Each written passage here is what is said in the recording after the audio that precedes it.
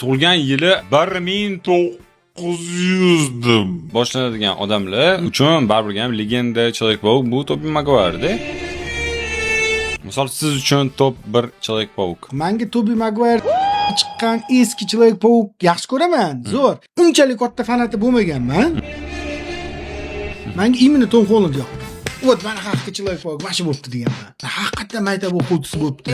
Maktabga ham olib keldilar. 10 yildan beri shu rolda-da o'zi. 10 yil biza bilan O'sha yerda Zendayani topdi, uylanishdi, baraka topishsin. Menga o'xshatma yoki mendan kattalar ulgurmay qolyapmiz-da. Qaysidir ma'noda biza anilmaydi, chetda qolib ketamiz. Trendlar o'zi juda qiziq narsa.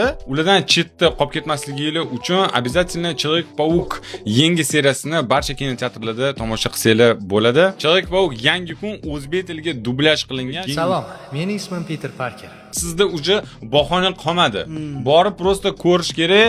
Yoshingiz necha bo'lishidan qat'iy nazar, Tobi Maguire Человек-паук qanchalik bizga yaqin bo'lgan bo'lsa, chunki u hayotdagi muammolar bilan yagona qolib ketgani uchun ko'pchilik milleniallarning yuragida qolib ketgan Tom Hollandning Человек-паукning oxirgi seriyasi hech kimi yo'q. Dunyo uni unutdi. Da, unutdi. Yaqin insonlari ham yo'q. Kinoteatrlarimizda tomosha qilsanglar bo'ladi, o'sha yerda ko'rishamiz. Sarvar aka ham shu yerda bo'ladi. Обязательно.